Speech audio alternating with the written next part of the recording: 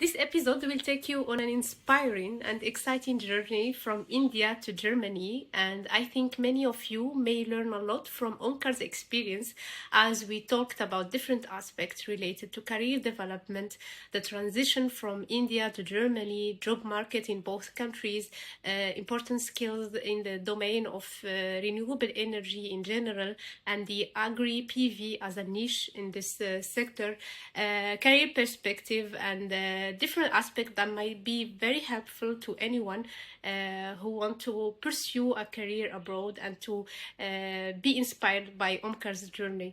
Let us know in comment what do you think, or if you still have a question for Omkar. Don't forget to share this episode with your community and friend, and don't forget to subscribe to our YouTube channel. Very nice to see you after so long. Yes, we couldn't have this talk when I was in Germany, and look at us. We're doing it virtually, but on a bigger Exactly. scale, so that's good. Yeah. Exactly. Yeah. But yeah, really nice to see uh, what you have been doing, like interviewing different people from diverse backgrounds, countries, and all. Yeah. So yeah, happy to be here. Yes, it's our pleasure, and thank you for being with us today. I know that your journey from India to Germany is full of turns and lessons, and today we'll try to uncover how it all happened. So thanks for the time, energy, and inputs that you are going to allocate for us today. Indeed, happy to share, yeah, share some experiences, I would say. Yeah. Okay, cool, perfect. So let's start a bit from the beginning, Omkar, Yeah. back to 2014, with your first step in academic path, let's say. And the obvious question might be, why did you choose to study or to pursue a bachelor degree in mechanical engineer? What was the drive, the motivation behind this choice of major? Well, this is really taking me back 10 years down the line, but Yes. yeah, happy to revisit those memories. Yeah, I mean, I like having completed my school and then initial years of college, which we call 11th and 12th in India. I really had like an affinity towards, yeah, going for the engineering discipline. Mhm. Um, and yeah, I mean, it's very common among Indians to pursue engineering after your school. So yeah, and like all of them, I also had like an interest to work on some domain that would go with the engineering specializations. And mechanical, I think, uh, of course, I mean, uh, I come from a background where I have seen many of my peers, senior friends, and all doing their like who did their bachelors in electronics, mechanical, and all. So, and back then it wasn't so thoughtful, but yeah, I'm glad it worked out. So, mechanical engineering, I like yeah, I took my admission, and then I started developing passion for it. Okay. Yeah, so. So the starting point was an inspiration by your surrounding friends and community, I would say.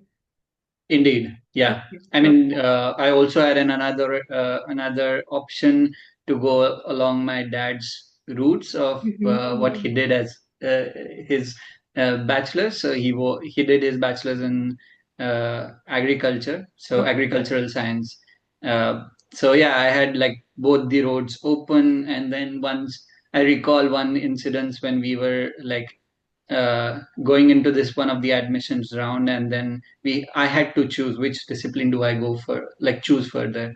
I turned around to my dad and asked him, okay, please tell me what should I do, and he was like, do whatever you like, Mm-hmm. wherever you're yeah, just close your eyes, whatever you think is the one, just choose.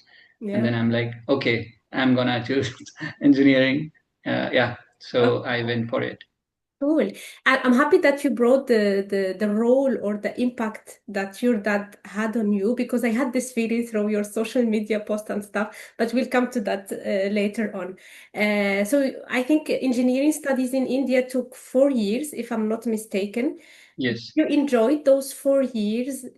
Were you focused only on getting the technical knowledge, the engineering aspect, or you opened your eyes on other activities that complement or that shaped your personality, or you were just driven by getting the studies done, the majors done, and that's it? Yeah, I mean, in India, those 4 years, I think, are not only academic oriented, because Okay. the entire curriculum is designed in such a way that, of course, you learn like very common subjects like mathematics or like fundamentals of physics and all into the first years of engineering. Hmm.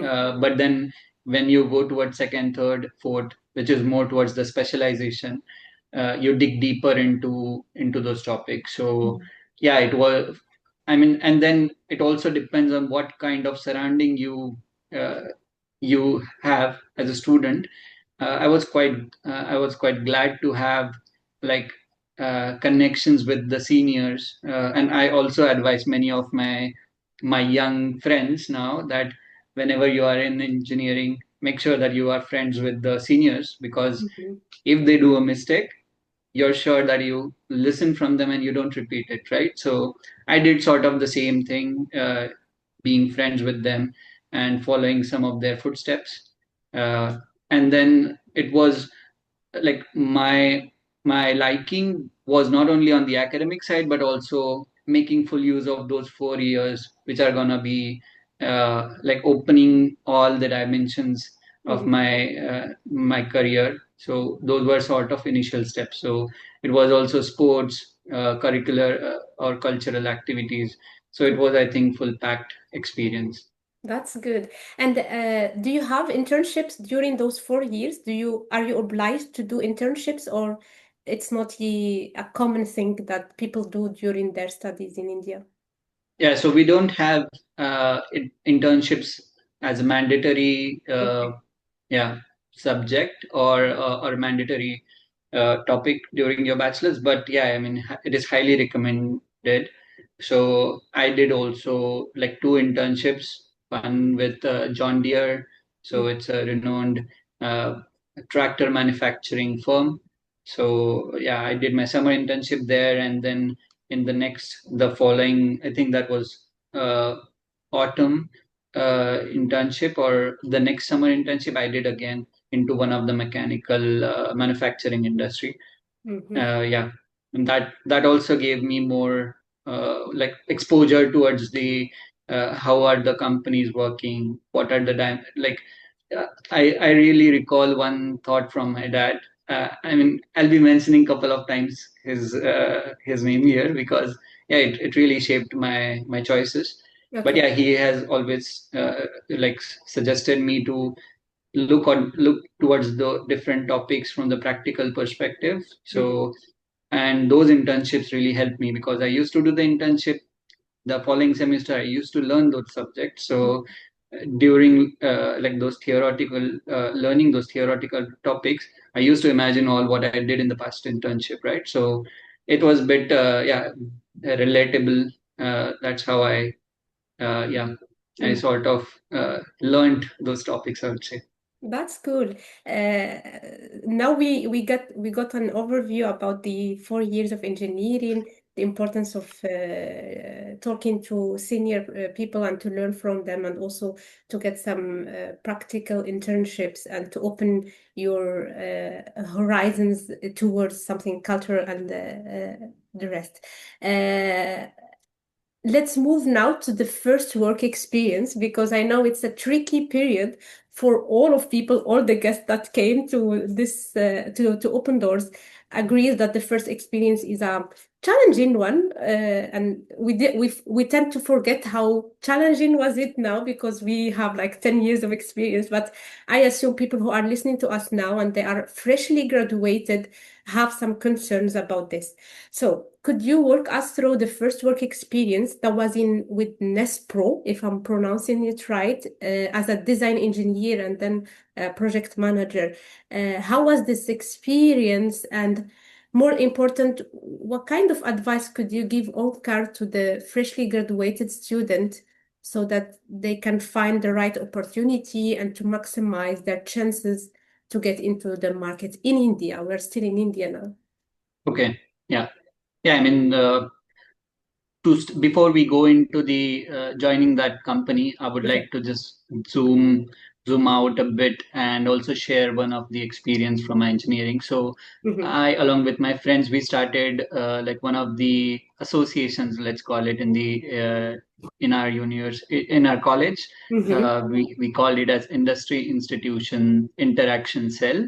Mm, So we found that gap about, like, yeah, we are studying those subjects during the semester, and then soon we are gonna go out in the market.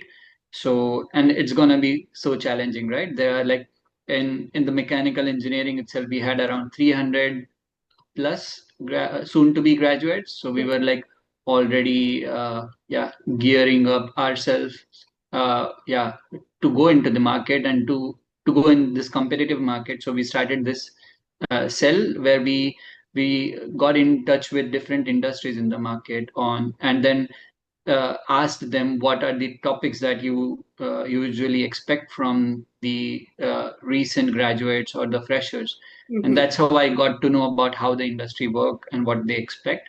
And that I sort of yeah, did prepare myself when I also applied for Nespro.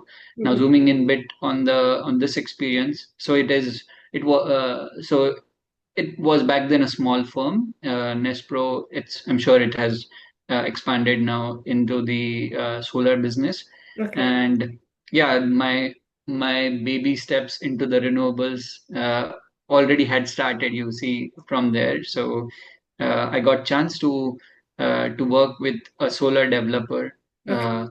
who were or who are currently specialized in module mounting structures, and then also developing rooftop solar projects. Mm, So yeah, I mean, as a design engineer, I got to work on the tools that I had never seen in my engineering life. But yeah, quite fortunate that some of the seniors in that company helped me get up to speed, I would say. And yeah, it was not only the designing aspect that I got to handle, but it was me also about understanding the business. How is the projects how are the projects developed from the concept to the yeah, to the commissioning stage. So that also includes like customer engagement mm, right in the initial stages, then walking the customer through that entire process of how are we gonna use your roof, let's call it, and turn it into a solar roof. mm, So engaging the customers, doing the budgeting aspect, designing, and then uh, so in like installing the project. mhm, So yeah, I was quite fortunate to get this whole package of experience in very small amount of time. mhm. And I see it as one of the stepping stone to enter into the renewables industry, and also Germany, like entering into the yeah, Mhm. entire domain. Yeah, Okay. That's cool. One quick question. The association is still operating because the idea behind is so interesting, like to get an overview about what the employers are asking for and what kind of topics they are looking for. It's so nice. Is it still operating now in your university? indeed. Yes. Cool, nice. Yeah, we passed on to our juniors, and now yeah, I'm happy to Yeah, see it already being continued by them. And yeah, indeed, I mean, it helps all the students, right? So okay. bringing the industry close to the institution, and then those industries offering small internships to them, be Okay. that for like 1 month. I mean, Mhm. it's still a huge benefit. Yeah. It's Mhm. what sets those students apart, I think, from the rest of the crowd. Yeah, Yeah. that's very nice, very interesting. And what was interesting for me also when I was reading the description of what you were doing during this first experience is, as you explained, it was a full package, because usually when we are freshly graduated, we tend to focus on technical stuff, which is the design in your case. But during this year that you spent with Nespro, yeah, Nespro, like you could catch or deal with different aspects. You talked about client acquisition, you about selling, and selling for an engineer is not an obvious skill. We had to develop it through time, but you could do that during the first work experience. Was it challenging at the beginning to learn about those aspects that we were not dealing with them during our engineering studies? Yeah, I mean, that's a really good question because um, that's where there is a line between industry and the institution, right? In the bachelor's, if particularly if you're doing engineering, you're never taught about management, or neither you're taught about selling and all, or marketing. And yeah, to be able to work on those topics, Mhm, indeed, I learned it from my peers in at mhm, Nespro. So how they were talking to the clients, how they were dealing.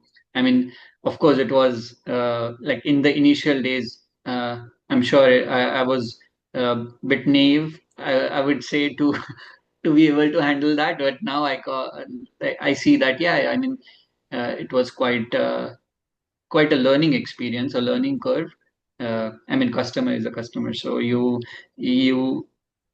he doesn't know what is a perfect way of selling, or she doesn't know, but it's what helps the company get engaged with them, right? So yeah, of course there is room for improvement, and then there is also something that my peers added like a flavor when I had reached out to the customer. So, I mhm, mean, yes, it is not taught, but it that's more important when you move into the management aspect. Yeah, during your first experience. Yeah, and back then it was also not uh, I mean, it was not craze about doing like online learning courses through Coursera and all, right? It mhm, recently came, so yeah. I mean, I did some, but yeah, there were very few.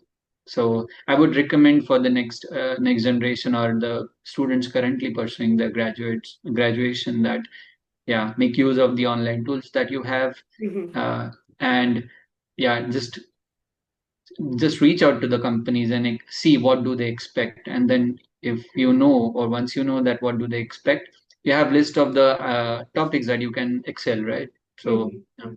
That's true. And I assume this experience with customers is a rich one.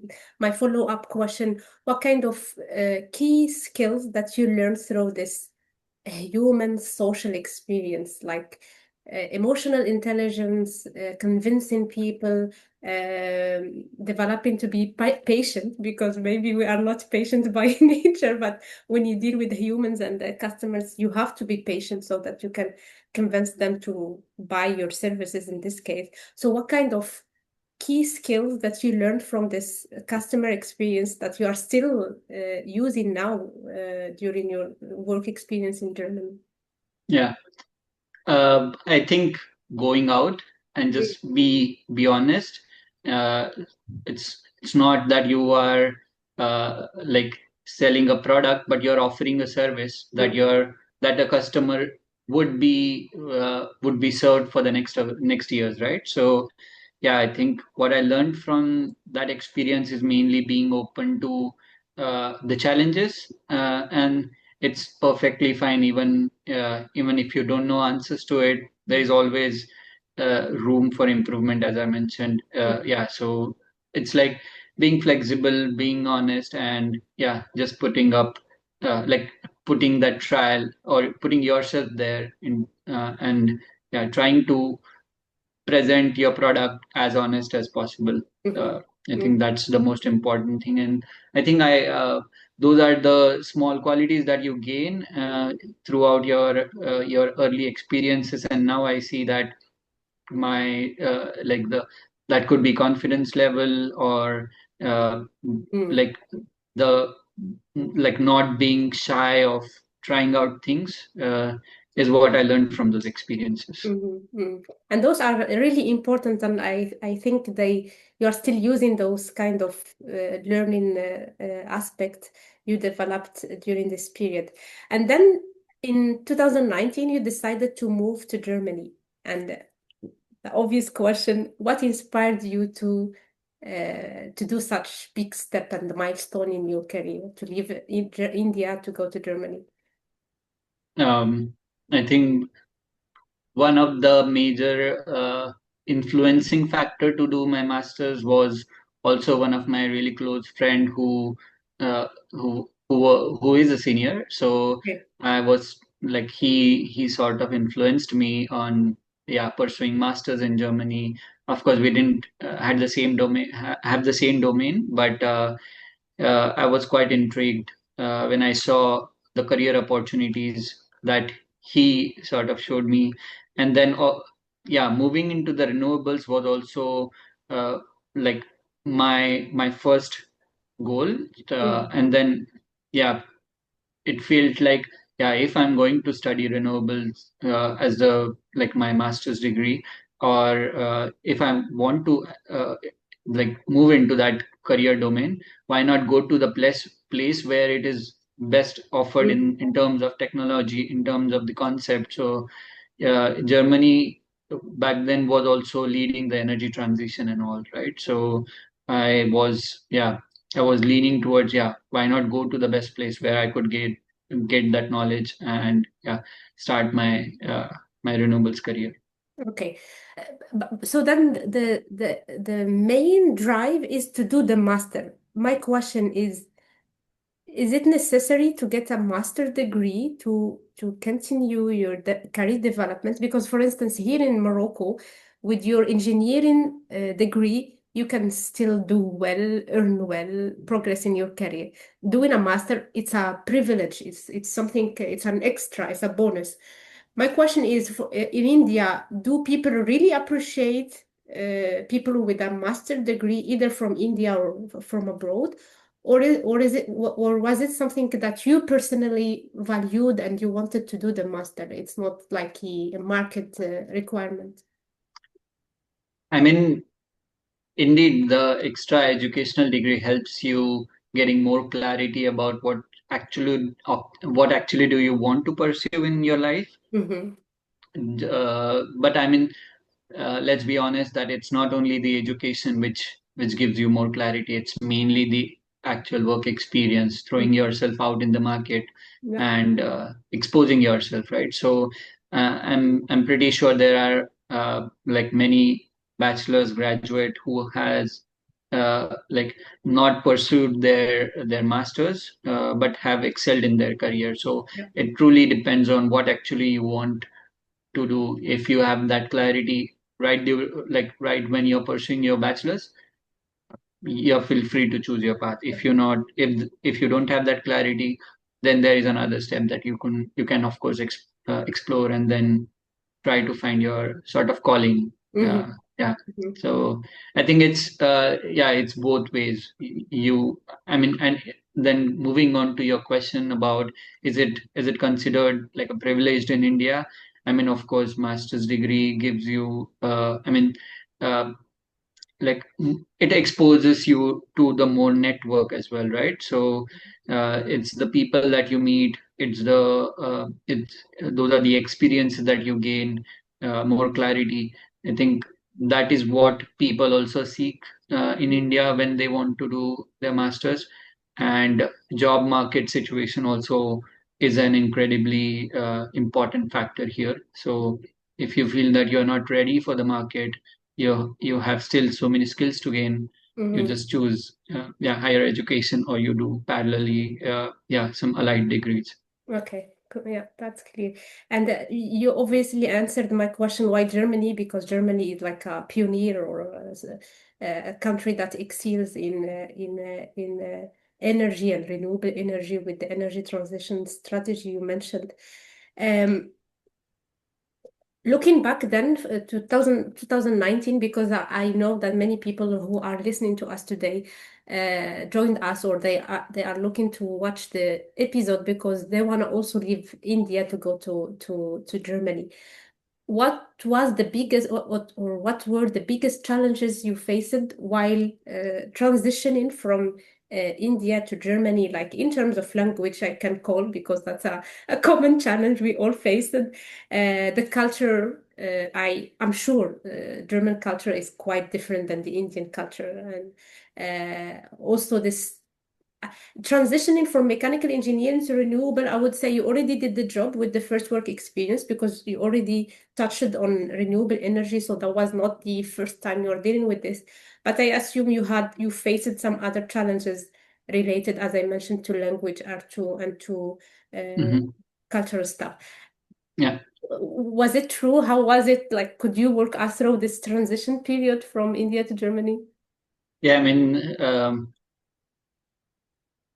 it was a huge step, right? Now, when I go back down the memory lane, Mm-hmm. it was a huge step that I took, but it was quite refreshing, and the excitement level that I had was, I think, well above the challenges I had. So, yeah, I think indeed there were challenges about getting exposed to the new culture or the language. Mm, Uh, yeah, but I was also well prepared for for yeah, like putting myself in front of those challenges, because language, yes, and I was like I had already learned German language until B1, I would say, back in India.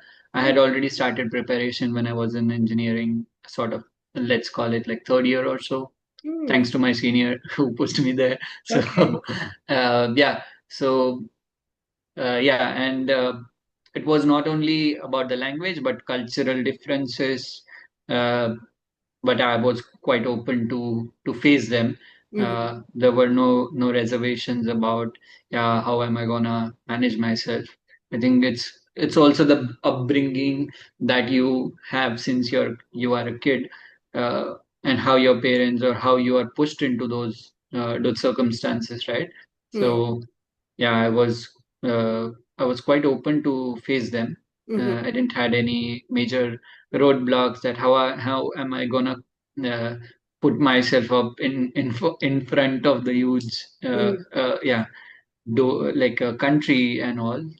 But yeah, I think those are the major roadblocks, and uh, it's also the career topic that you choose, uh, because after getting out from your bachelor's or doing just initial job experience, uh, I didn't had a foolproof idea, right? What I was gonna do, be mm, that renewables. It's such a huge topic.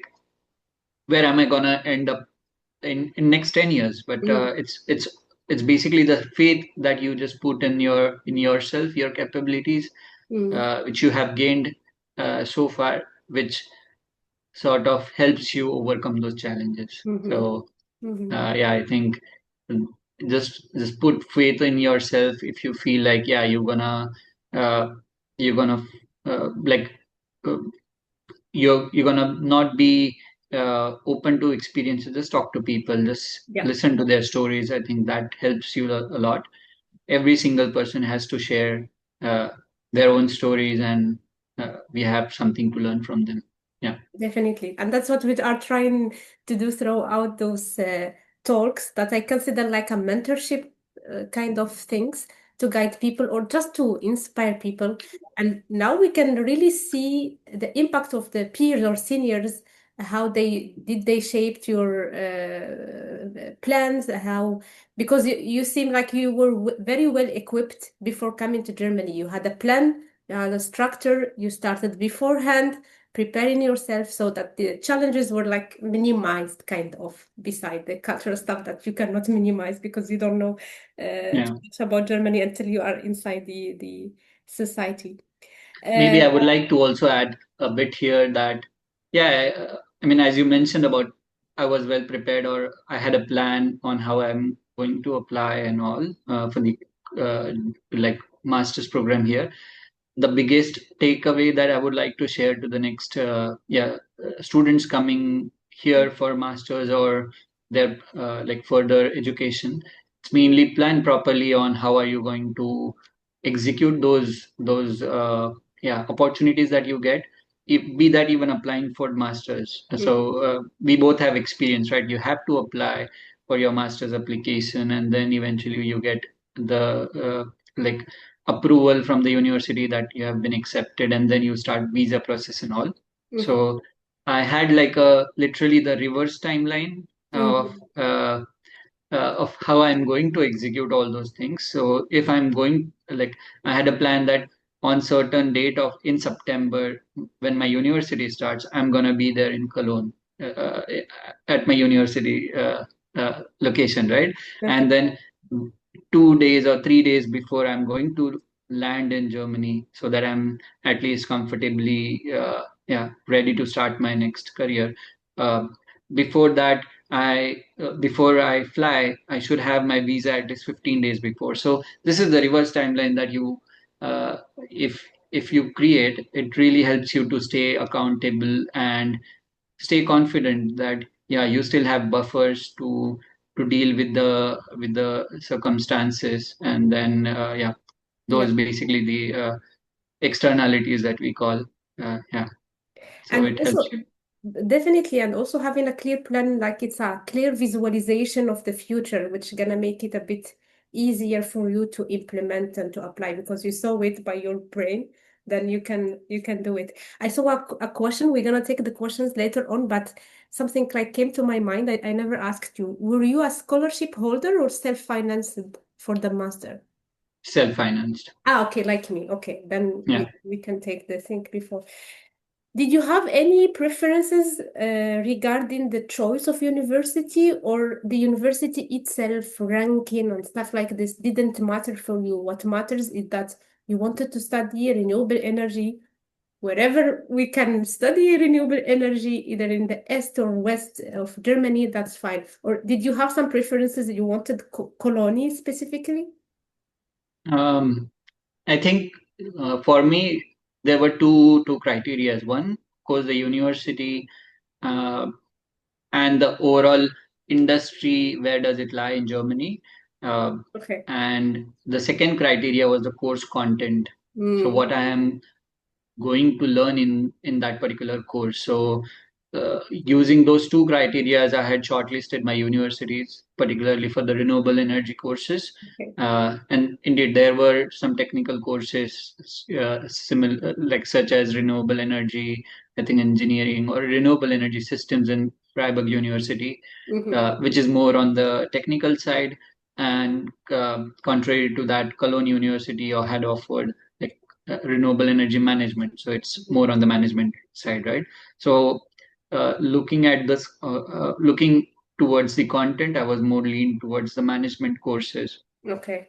I Okay. did apply for like a couple of those universities. Also, Netherlands was on my list, Mm, and TU Delft was, of course, top of my list, being one of the most reputed universities, and also yeah. And once I received some admits from all those universities, I had then my third criteria. Okay, it's it's the course content, it's the university location, and it's about how I'm like what are the prospects that university has to offer. So I did also go through what are the like what domains uh, are the ones that graduates from those universities have chosen. mm. So uh, could be particularly into the research or the industries and all. So that's how it helped me to come to a conclusion of going to the Cologne University. That's very important. And the last point is also very important to see the future of of the potential graduate from that's university in Germany and what they can offer. How did you check this point? Did you looked up for people in LinkedIn and see what was the next step after graduation, or did you ask people that maybe joined the master before. How did you check this Yeah. Well, perspective? it was both. I mean, yeah, scouting on LinkedIn, Mm-hmm. yeah, checking their prospects or where have they landed up Mm-hmm. after getting graduated from those universities, and their journey as well, because their journey in the say what do I mean with their journey is mainly where how they like how they have steered their career from one company to the other, what topics did they work, and then second also being bold, just reaching out to few of them on LinkedIn. Hey, I'm planning to pursue my master's into the same university that you graduated from. Could you please guide me? So yeah, reaching out to them, talking to them, that really helped me also to get more clarity on and those are the real feedbacks, right? Yeah. So the feedback that you see on the website, of course, uh, that's the first impression. But I would say talking to those graduates or people studying in those universities really help you to get the honest feedback. On the future perspectives. And for people who might not know this, we did a Master of Science. And a Master of Science is kind of a good option. Later on, I discovered this for people who wanted to continue into research, doing a PhD and stuff like this. I assume that wasn't the case for you. You wanted to stay in industry because it offers maybe very good opportunities for renewable energies. Did you have some concerns about the fact that we did a Master of Science and not another type of master that would make it easier for you to join industry, or was okay with what we learned in during our master? So I was pretty clear that I have studied now engineering topics in bachelor's. My next step is to excel my like to excel in the management topics. Ah, yeah. Of course, there is a difference from MSc degree to the management or MBA degree, right? So Mhm. but staying close to the industry was also one of the major criteria that yeah, what exactly industry expects Mhm. from the renewable energy graduate uh, is important rather than yeah. I mean it's also the trade-off that you do. Like if you go towards MBA or management program, it's more on the generic level. Mhm. Uh, but of course you learn a lot in that course, but my preference was particularly in staying in close to the industry and touching yeah, touching the topics that highly impacted that industry. Mhm. That's what the course offered me.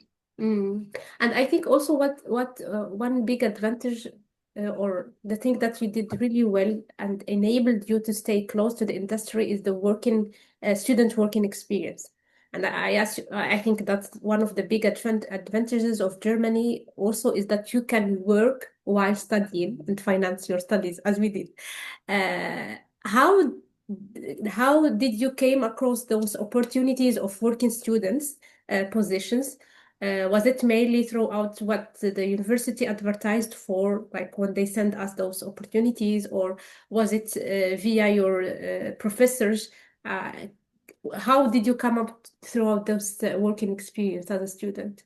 Yeah, I mean, that was also one of the, I wouldn't say as a huge challenge, but I mean, it was something every one of us were bothered, right? How are we going to enter into the industry now? Because we did our masters, like we came to Germany, we studied now, how are we going to enter? And unfortunately, that was also COVID period. So entire industry was still recovering from the setback it had. Uh, but we, like, I was quite fortunate that my friends were, who were always there for sharing their experiences. Every one of us were in the same boat, I would say. Um we all recall, right? We studied same year, so Yeah. everyone was applying to different job opportunities. So that's how we got used to get the names of those companies. And then another was also uh, of course LinkedIn or just different platforms, exploring yourself with the different platforms Germany had to offer on the working students Mhm. positions and all. back in India, I never knew about Zen jobs and all. It was it was or Zing basically. Yeah. It was indeed my master's like years Yeah. when I got to know about it and then applied through Mm-hmm. those positions. Yeah, but Mm-hmm. it was I mean indeed it was a tough period to apply, do the trial and error. I- None of us, I'm pretty sure, got a shot or got their jobs in their first shot. It was Yeah. always iterative process of apply, check if your application suits well. If not, then yeah, improve. Yeah. Yeah, yeah, that's true. And I also can relate to this job search experience. It wasn't straightforward, and I had to switch from different things, try different stuff, especially that I didn't master German yet at that time. I was like looking for opportunities in English, and I had the feeling that with English is a bit narrow for international students. True. If you master German, then you have a broad Yeah, opportunity. Uh, agree. yeah. And then your master thesis, that will take us to the next chapter of your career. Your master thesis was on agrivoltaics as a business case for Vattenfall. Uh, how or how did you come up to this case to study this? Because I assume agrivoltaics is a niche for renewable energy. It's like something very specific. How the choice was came for specializing in this kind of topic. Yeah. Well, I mean, it wasn't a conscious choice that, yeah, I want to study renewables because I want to go in AgriPV. It was Mm, rather other way around. So, a bit zooming it back, I would like to also share my initial experience and the domain that I got opportunity to work. mhm, So, yeah, I mean, some of the major learnings from my master's degree was also getting exposed with the entrepreneurial topics or the entrepreneurship domain that the subject that we studied, uh, which really exposed all of us to the business fundamentals, right? A mhm, product development that was very fruitful experience, I would say. mhm, And then getting that experience and then also I like while applying for different working student jobs I came across a startup incubator which was Futuri, which which was like very new thing to me and I just decided okay I'm going to apply for it, see what happens next, just open to experiences, although I knew that the that incubator was going to offer some sustainability related topics, so you had to come up with an idea, pitch to them, and then you would get like 3 months if you're selected in their program to develop your idea into a minimal viable product. okay. So it was indeed the entrepreneurship module that I studied, learned, applied in the startup incubator program. Here, I also got to learn a lot about co-creation, design thinking. So it was literally like we all came to a conclusion towards the end of that program that, well, we had a topic on one day one. It was very raw, Mm-hmm. but now we have the minimal viable product which is ready to go roll out into the market. So having learned those experiences really shaped my choices on how I'm going to move into my professional career. And then using like Vattenfall, when I got an opportunity to set my foot in Vattenfall's door, uh, that was a chance to apply all those learnings into the corporate environment. And Mm, now zooming into the agri PV, uh, it was the I would say, I mean, learning from the stories from one of our professors in the university, I knew that he was working on those innovative topics. mm-hmm. That's how I got introduced to AgriPV. And I would also add that I have been grown up into the rural side of India, right? So, being very close to the agricultural domain, being a primary activity or source of income for my family, was also one of the reasons that I have seen those adversities farming community had faced. And this topic really trying to empower those farming community was very close to my heart. That's how I connected all those dots. Cool.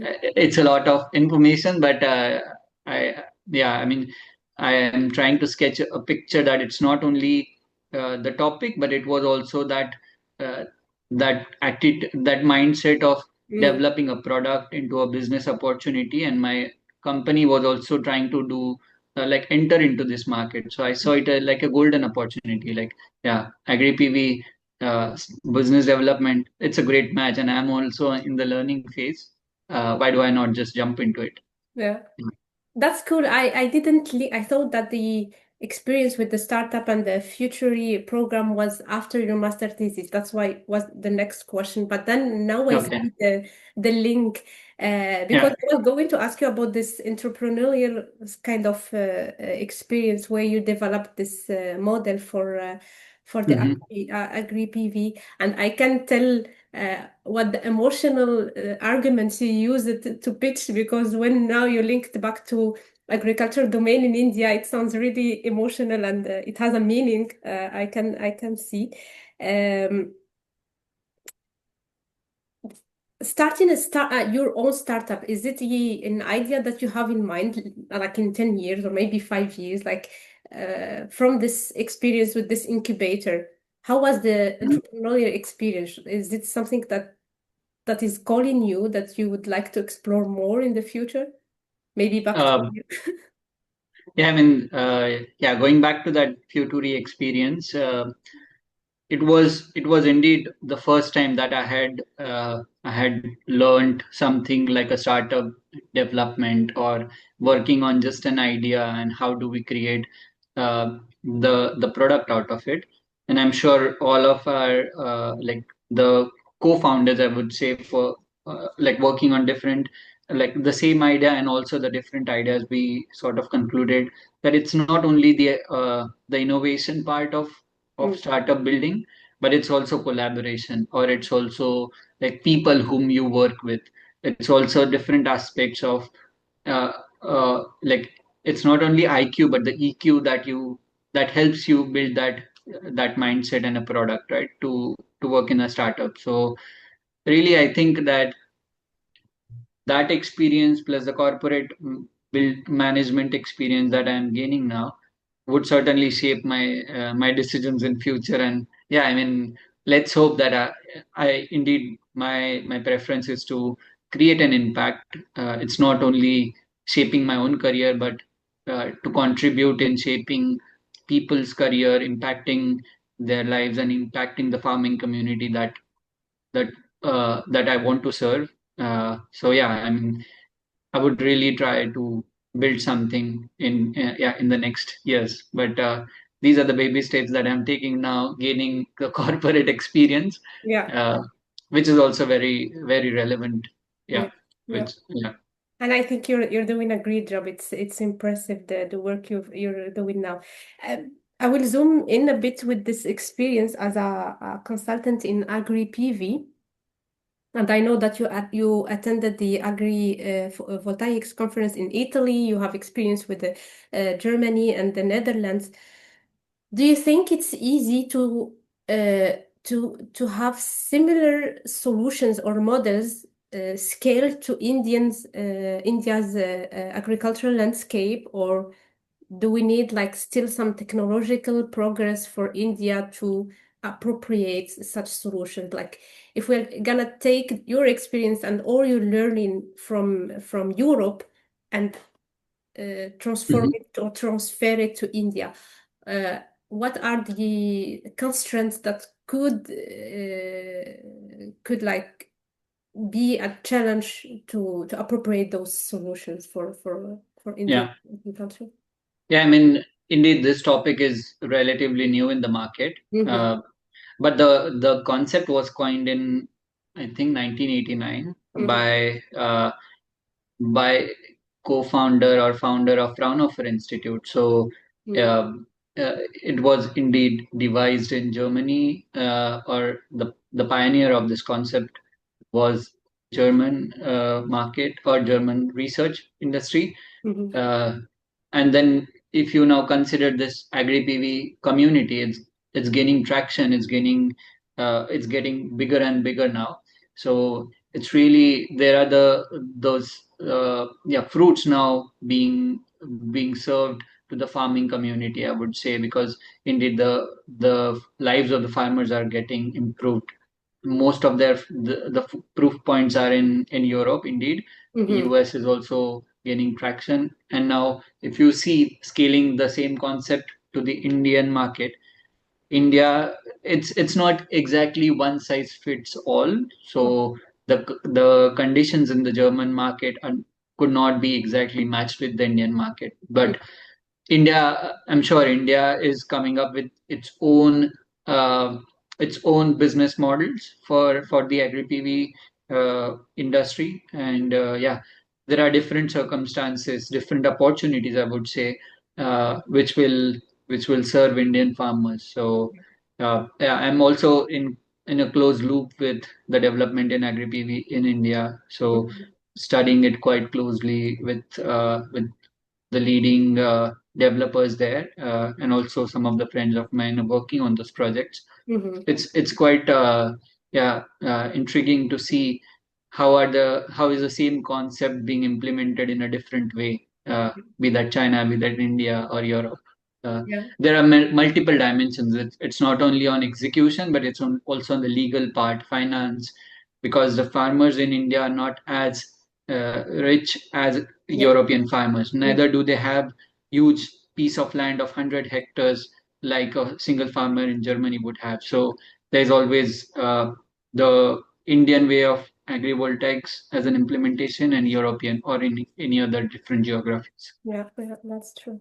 And I think with the right technological, financial, and policy setup to upscale those solutions to India, your father will be proud of you because maybe he gonna be the first client of your solution model since he's operating already in the agricultural. Indeed. I Yeah. mean, uh, um, he is, I'm sure he is quite happy to see that I have not like parted myself from the agricultural industry. So Yeah. he having his expertise there, and then me having experience in the energy industry. This Mm-hmm. is quite a good conglomeration of both the Yeah. sectors. Yeah. Yeah, I Um, hope that we do the same project in our own farm. Yeah, yes, that would be so beautiful, lovely. yeah. Um, I will just cover quickly your experience now and what you are doing with Vattenfall. So you started as an associate project manager, and then you are now an agri-PV consultant. Uh, your first work experience in India was about solar, and now you are working with the offshore wind and stuff like this.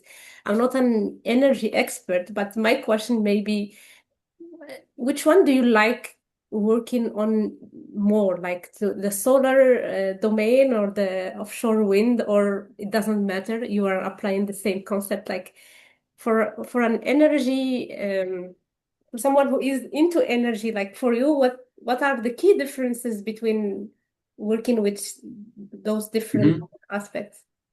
Yeah, I mean, a quick clarification that I did work into the solar industry back in India. Okay. Moved here in the Vattenfall's my first full-time role in the offshore industry, and now I'm back into the agrivoltaics, which is a part of solar. Mm-hmm. So I mean, I would say the scale is different. The way you do projects is different. The timelines are everything. The finance aspect is different. So for me, if you would ask, I was quite like I am quite fortunate to have not only worked close to just engineering part of it, but all mainly on the strategy and the business development part, which is which also helps basically if you happen to move to a different sector. So tomorrow, if I would move from the energy sector to like FMCG sector, I think that would also be sort of those experiences would indeed help me to gain to achieve another level of success there. So indeed, it's the domain different, but overall industry is same. We are working with the like working at Vattenfall, uh, being just one in one company, we are working for the same ambition. This is Mm-hmm. what from the bigger picture was more, yeah, more catchy for me. Mm-hmm. That's cool. Um, and now that we are doing this quick comparison between those renewable technology, which one do you believe has the most potential to change our future? Or maybe it depends on location, because here in Morocco we have both. We have Hmm. solar potential and we have the wind stuff in the north. So we adapt the solution depending on the location. And I assume each country has its own perspective or direction for what kind of renewable technology has a potential. But do you have some some idea about some preferences about which one do you see as a promising one? I mean, indeed, energy experts would have much clearer picture than me, having worked with like in the same industry for 30 or 30 plus years. Mm-hmm. But yeah, my initial impression is, yeah, it's not only one. It would not only be one technology that would help uh, solving the issue of the energy security. It Mm-hmm. would indeed have to be a mix of all renewable energy technologies that would help us to yeah move away from the fossil fuels. Mm-hmm. So yeah, I mean, you see, right? So solar is indeed helping a lot during the daytime, but in the night hours, we have the like still wind energy, which could generate energy. So Mm-hmm. it's not only one technology; it's all the technologies complements each other, and this is great mix that will indeed help us to avoid the issues that we had. And it's like you might have heard the recent issue of blackout in Spain or in Portugal 3 or 4 months back. So Mm-hmm. it's not only the technology, it's also the dependence of the technology on the grid. So the grid infrastructure, so or the consumption balance between consumption and the production. So demand, yeah, demand and supply is also a huge factor here, which will help balancing the usage that we have. Mm-hmm. Yeah, Yeah, that's a very good answer. A mix is always a good option, and not to focus on only one. Because if something happen with this technology, at least we have a yeah, backup and we can we yeah, can balance it. Um, Beautiful. I will looping back to the beginning of our conversation when you mentioned your dad as a model or a figure that inspired you. How important for everyone to have a professional or a big inspiration in life, especially when it comes to career development and career growth. And you also mentioned the importance or the influence that the peers and the seniors had on you. I want to just shed light on how important, from your experience, to have such a role model. I'm talking about career, not just in the personal life. yeah. I mean, I would say, yeah, if you consider from the career perspective, then you need a mentor, right? On Mm-hmm. every on a step that who shows you and who shares the honest feedback about um like help that could help you to shape your views Mm-hmm. into a particular sector or what you're doing. Mm-hmm. So yeah, I mean, my dad's role was also similar to a mentor, and then definitely I have had so many mentors. I still do uh, have many mentors in my life who helps me, Yeah. yeah, to as a mirror that yeah, whether I'm on a right path or are there any modifications that I need to do. Yeah. I think the importance of role model is such a high influencing factor for Mm-hmm. someone's career development that yeah, it's not only even if some of your mentor would just oppose your choices. It's Mm-hmm. not that. he or she is not having he or she does not have a faith in you or has some Yeah. reservations, but it's basically pulling you two steps back so you can jump to four steps ahead, right? So it's always yeah, getting adjusted or adaptive to those suggestions Mm-hmm. is what role model helps you to see the world towards. Yeah. Yeah, that's true. Um, two more last questions, and we'll take the questions from the chat.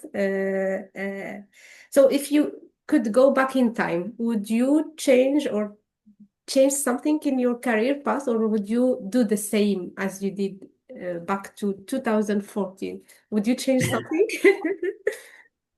I mean, sitting now here, indeed, who doesn't like change, right? So, and if I had a life that I would like to, like, if I get an opportunity to try out some different domain, indeed, I Mm-hmm. would not refrain myself going to other route as well. Mm-hmm. But if you ask me about the preference or whether I'm happy on the current route, indeed I am. I'm proudly, because it's not only the domain, it's the people I have met, it's the choices that I have made, it's the learning that I have gained. So Mm-hmm. there are different aspects which help me as a human being on that to be more conscious or to be more yeah, like to gain those qualities, right? Yeah. And I'm sure if I would have changed or I would have gone through different route, I would have had different experiences. But I would say it's every experience is a learning opportunity, right? So maybe I would have been a slightly different person, but all in all, you would see the same Omkar as as you see it today. So yeah. That's cool. Nice. Um, One last question. It's our signature question. For you, Omkar, when it comes to professional growth and career development, how do you define success? Well, that's indeed a signature question. Uh, Thinking about what uh, do I see as a success? Yeah. I mean, yeah, connecting back to my Indian roots, I would say we have been taught, or uh, we have grown up in a way that we we like success is not a particular yeah, like a point of life which you have to attain and then you have Mhm. succeeded. It's those small wins that I see. It's the improvement that and you are rest assured that I have been a better human being than I was before. Mhm. uh, or not only on a general aspect, but like, yeah, improving yourself on those small steps is what I define success. So it's yeah, I think it's not a one particular point. I know for some people it would be earning huge loads of money or having the yeah, peaceful like of course peace is something that is huge part of success, but like not a particular materialistic thing which Mhm. I would define as a success. It's the journey that I enjoy, Mhm. and if I'm satisfied with that journey, if I'm satisfied with today, I would call it a success because I sort of did better than yesterday. I had Okay. a very recent fresh experience that 2 days back I had a like 5K run in my city, which I did my personal best. Okay. So the better than that I had ran last year. So I Mhm. would call it a success, not because I achieved that mark, but I did better than yesterday, last year. Yeah, That's a beautiful answer, Omkar. It's the consistent development and the self-satisfaction with your performance. yeah. Okay. I mean, that's how we have seen or we have been grown up with those thoughts from our kids, Mm-hmm. like life. Yeah, Mm-hmm. With the culture yeah. entrepreneurship. It's mainly on the focusing on the actions and not the end results Mm-hmm. that matters. Mm-hmm. That's beautiful. Okay, we have Omkar, if you don't mind, two questions, as I see here in the chat. So the first one is, could you share with us what kinds of scholarship are available for students from India to study in Germany, and what steps or criteria they should be aware of when applying? Given that you didn't apply for a scholarship when you came to Germany, but maybe from the experience of our friends there or your friends, the famous one is the DAD scholarship that Yes. everyone knows, but I don't know if you have more inputs in this matter. Yeah, I mean, indeed, there are different scholarships, be that private or uh, public scholarships offered by the Indian government. Mm-hmm. Uh, Also depends on the domain. So there are scholarships which are particularly for a specific industry. Let's consider like pharmaceutical industry. Then you would have some private scholarship from a an organization or industry in India. Uh, and then I would say particularly it's DAD or DAAD basically, or also Erasmus scholarship, Mm-hmm. which is also quite famous one. Uh, but yeah, again, it depends on what domain are you applying for, right? So Mm-hmm. yeah, you of course you are like you can reach out or you can search on different websites, and the criteria to apply for those scholarships are indeed different from case to case. Yeah. Could be financial aspect, could be specialization. So if you have like a good patent, you Mm-hmm. would also get a scholarship from a particular industry to Mm-hmm. pursue a master's degree. So yeah, it differs. Yeah. And I can add on what already Omkar said about scholarship, and from what we I learned from our guests here is first to start preparing beforehand, start looking beforehand. Like it needs time, especially if we talk about the scholarships. You need to apply 1 year before the preferred day or whenever you want to move to Germany. Second, Yeah. reach out to the maximum of people either via LinkedIn, do your homework, do the research, as Omkar said, throughout the website and stuff like this. One thing that I always say it here in this into open doors is to not to focus during our engineering studies. That's why I asked you at the beginning, Omkar, not to focus only on technical knowledge. Expand your knowledge, go for some experiences. Voluntary work is very much valued in Germany. People got some scholarships because they did a very good work when it comes to voluntary. It means that they are not just focusing on their self, on their personal career, but they are trying to help the community, and that's a very good point. People are looking for when they give scholarships to candidate. I would say that mainly, if we can summarize what we learned throughout our experience. I think it's also, and also most important aspect is mentorship. Yeah, So, and that mentor could be of any form. yeah. Be Google could be a mentor, Mm-hmm. or a particular person who could be very close to you. I consider many mentors in my life, be that my wife, or be that my dad, or be anyone from whom I can indeed learn. Yeah. So and that helps you to filter out the noise from the sound that filter out the noise basically in your choices. So Mm-hmm. make sure that you talk to people, reach out to as much as you can. Mm-hmm. Be conscious when reaching out. Of course, you don't want to disturb them with some fake questions. Be specific, Mm-hmm. and that's how you are going to uh, reach to like a good conclusion for a particular regime. Yeah, yeah, definitely, definitely. Next question, Omkar. Thanks, Omkar and Safa. You're welcome. From your own experience, how important is it for students to learn German before or during their studies? Your tips, please. Um, I have a funny saying. I have, of course, stolen it. It's like be a German when in Germany. So, of course, I've stolen it from be a Roman when in Rome. But yeah, indeed, language plays a crucial part in your uh, in your journey, be that in Germany, if you are wherever you're pursuing your career. I mean, the local language, if you learn, indeed, it helps you to get to know people, helps you to gain a good understanding about the surroundings, about the market.